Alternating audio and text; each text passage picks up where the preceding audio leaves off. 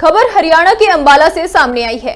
विदेश जाकर पैसे कमाने का सपना लेकर गए कई लोगों को अमेरिका ने डिपोर्ट करके वापस भेज दिया है, जिनमें अंबाला के 4 युवा शामिल हैं, जिनमें से 2 युवाओं ने पुलिस में शिकायत दर्ज कराई है, जिस आधार पर पुलिस मामले में जांच कर रही है और शिकायत के आधार पर एजेंटों से पूछताछ की जा रही है।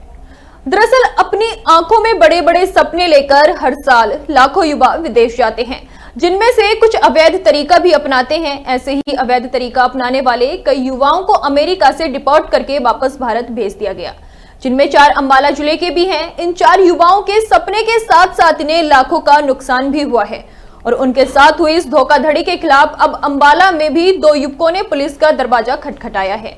इस बारे में विस्तार पूर्वक जानकारी देते हुए डीएसपी रजत गुलिया ने बताया कि नारायणगढ़ वासी युवा जो 42 लाख में विदेश गया था, उसने वाई नाम एक एजेंट के खिलाफ एफआईआर दर्ज कराई है, जिसमें गहनता से जांच की जा रही है।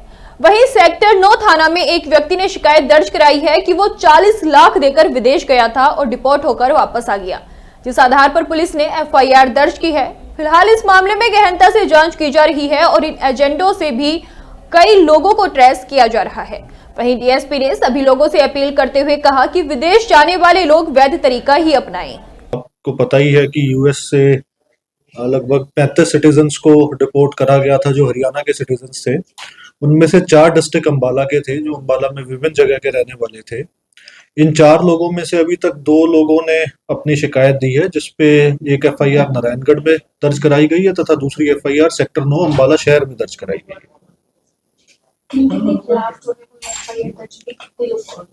हम एक एफआईआर में जो नारायणगढ़ दर्ज है, वहां हमारा उन्होंने एक व्यक्ति को उन्होंने एजेंट है उसका नाम, उसके विरुद्ध बाय नेम एफआईआर दर्ज है। इमिग्रेशन एक्ट, ह्यूमन ट्रैफिकिंग के सेक्शंस हैं और चीटिंग के सेक्शंस हैं।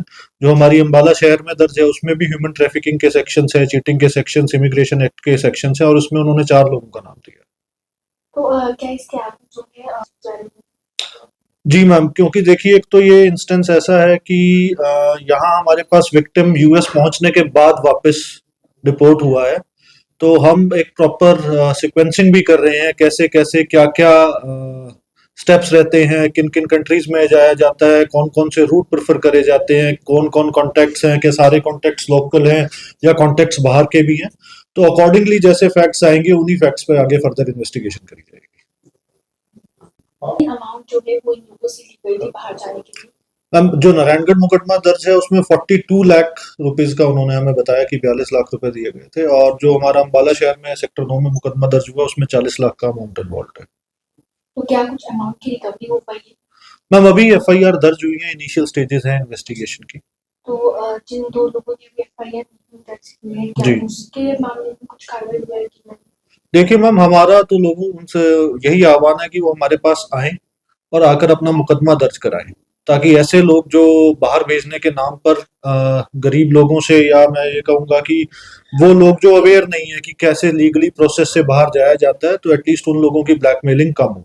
और मैं आपके चैनल से एक और आपके न्यूज़ के माध्यम से मैं आम जनता को भी एक यह संदेश देना चाहूँगा, प्लीज़ आप जो लीगल रूट है उसे ही अपनाएं, जो आप किसी के बहकावे में मत आए, ना खासकर इन एजेंटों के, क्योंकि आपने सभी को अभी पता ही है कि लगभग डिफरेंट स्टेट्स के जो सिटीजन्स आए हैं वापस यूएस से, और आगे फर्दर न्यूज में ये भी आया हुआ है कि फर्दर और भी लोगों को डिटेन करा हुआ है जिनको वापस भेजा जाएगा।